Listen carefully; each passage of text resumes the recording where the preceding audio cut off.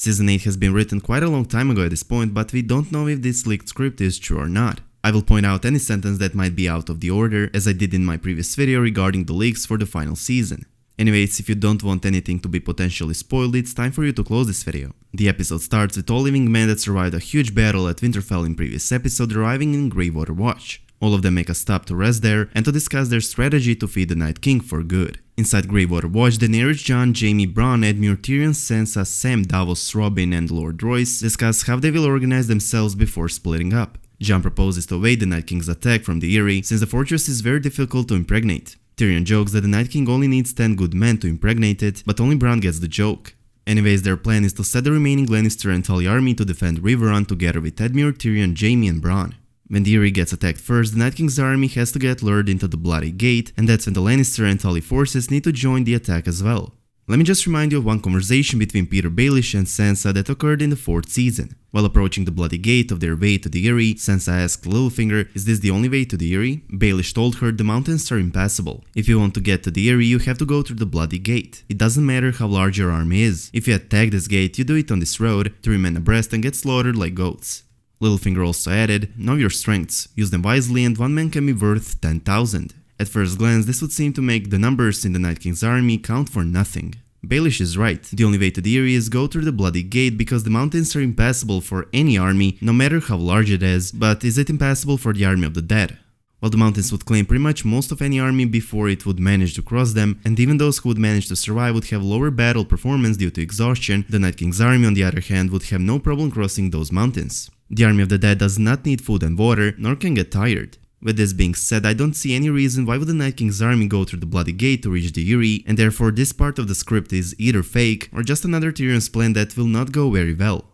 Anyways, there's also stated that Theon is being commanded to take back Pike and defend it together with the Ironborn and the remaining northern armies. I'm not sure if it states that Theon has to defend it against Euron Greyjoy, who would at this point probably be on his way back to Pike after bringing the Golden Company to King's Landing, or if it states that he had to defend it against the army of the dead, which would not make any sense. The Night King's army cannot swim, nor does it possess ships that would escort them to Pike, or at least not that we are aware of. Anyways, Jon Snow then remarks that Arya and the Hound have not been seen arriving in Greywater Watch. Edmure assures that Arya has not died, but simply disappeared when they were retreating from Winterfell. Sansa remarks that wherever she is safe with the Hound. Jon wants Sansa and Brienne to join Robin and Gendry to the Eyrie, where they would probably be safer. Jon stays with Davos, Jaime, Jorah, Bronn, Tyrion and Edmure in Riverrun. Jon wants Daenerys to travel to Dragonstone together with Varys and Missandei, while he also says that Sam and Gilly should travel with her. Maester Vulcan received bad news. Lyanna Mormont did not make it to Bear Island and has died. The next shot is Arya and the Hound traveling on the King's Road. The Hound complains to Arya that she should have followed her brother and sister and that she's a stupid girl to travel alone in the north, now that the army of the dead is around. Arya answers the Hound that he should not have stuck with her if he's scared. The Hound then tells to Arya that he knows she's heading to King's Landing, but he doesn't understand why. Arya says that she has to cross one last name off her list. The Hound laughs and asks Arya why she's still holding that list, since everyone will die soon anyway. Arya responds that she needs to kill Cersei herself. The Hound agrees and tells that he has some unfinished business with his brother as well, who happens to be Cersei's personal guard. The two are then encountered by an old woman who's asking after the king in the north. The Hound says that an old woman should not be alone in the woods with the Night King's army approaching. The old woman says she doesn't fear the dead. Arya tells the woman she thinks Jon Snow has traveled south, probably to Dragonstone. The old woman takes a look at Arya and tells her that they have met before. Arya is puzzled about this. The old woman leaves. Let me just highlight that the old woman would obviously be Melisandre, who would come one last time to Westeros and would also fulfill the prophecy she said to Arya back in the 3rd season. Melisandre would take off her necklace and would once again reveal her true form, which is a frail old woman who is approximately 400 years old. Basically, Melisandre will return to Jon Snow in her true form to play her role in the Great War. Since no one has ever seen her true form, no one actually knows how she really looks like, and therefore Jon's promise of having her hanged if he ever sees her again would be avoided. This is something I already pointed out in one of my previous videos, even though I still don't think those leaked scripts for the Season 8 are true. In my opinion, Melisandre will reunite with both Jon and Arya at Winterfell, and will eventually get killed upon revealing to them who she actually is. Regarding Melisandre's death, there are a couple of possibilities, such as Melisandre having to reveal to Jon Snow that she is in fact Melisandre in order to convince him into her new prophecies. This would most certainly lead to her death, since Jon promised her that if she's to return to the north, he'll have her hanged as a murderer. Another possibility is a prophesied meeting between Melisandre herself and Arya, which might lead to Melisandre's death. We know that Arya is dedicated on decreasing the names on her kill list, and we also know that Melisandre's name is on that list. Considering all those facts, Arya killing Melisandre most certainly doesn't seem to be out of the realm of possibilities. Anyways, back to the script. During the night, the characters at Greywater Watch sleep in huts. Jon has a conversation with Howland Reed asking if he is going to travel with them to the south since the White Walkers will probably hit Greywater Watch soon. Let me just stop it right here to say that this sentence is just one more proof that these leaked scripts for the season 8 are fake. They're stated that Howland Reed is being killed in the second episode during the Battle of Winterfell, and yet now he somehow has a conversation with Jon Snow at Greywater Watch. Those leaks being fake does not mean Howland will not appear, it just means this is not how his role would be played. Beside Bran, he's the only person that witnessed Jon's birth, and therefore he still has a big role to play. In my few videos regarding how will we and how will Jon Snow find out that Jon is in effect the legitimate son of Rhaegar Targaryen and Lyanna Stark, I predicted quite a few things that came true in the last season. We learned that Jon is Aegon Targaryen in Bran's flashback, but Jon still doesn't know anything.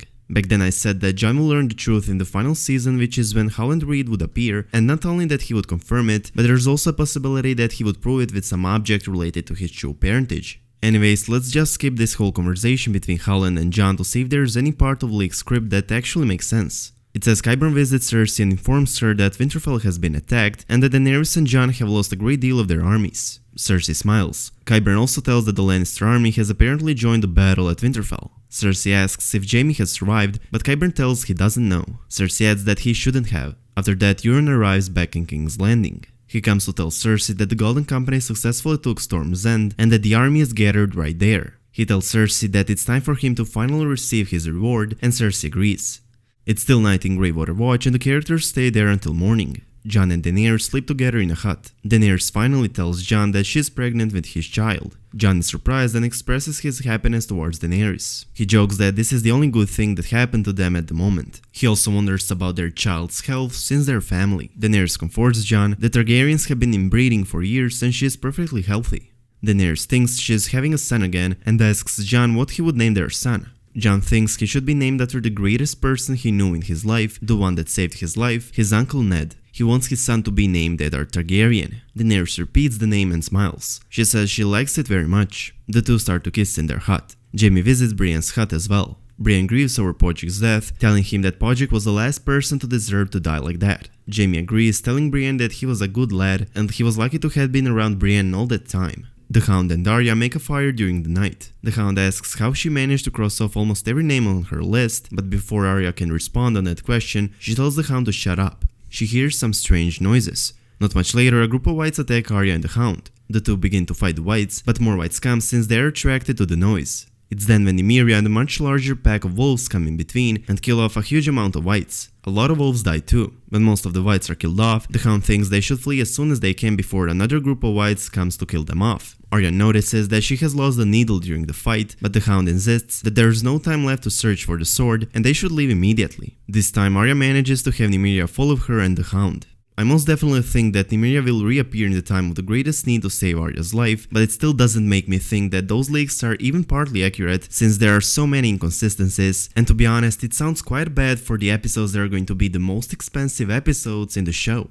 It then states that the wedding between Cersei Lannister and Euron Greyjoy takes place in the throne room. Euron looks very delighted, Cersei not so. It's Qyburn who has them married. Cersei wears a tight, long black dress. She looks quite sad during the wedding. The wedding scene itself doesn't take long and the scene switches to their wedding bed. This scene is an intercut between Cersei and Euron having intercourse, and Jaime and Brienne also having intercourse in their hut. The two still think of each other. Next morning, the group departs from Greywater Watch and Jon and Sansa say goodbye to each other. Jon asks Gendry to keep his sister safe. Daenerys and Jon also say goodbye and leave each other. Daenerys tells Jon that Drogon should stay with him. They'll need him to fight the Night King. The two kiss before leaving each other. Jorah is still having difficulties with that. We see all of the characters go different ways and that's how the episode ends. There you have it guys, highly requested leaked script for the third episode of the final season that seems just as fake as every leaked script of the next episodes.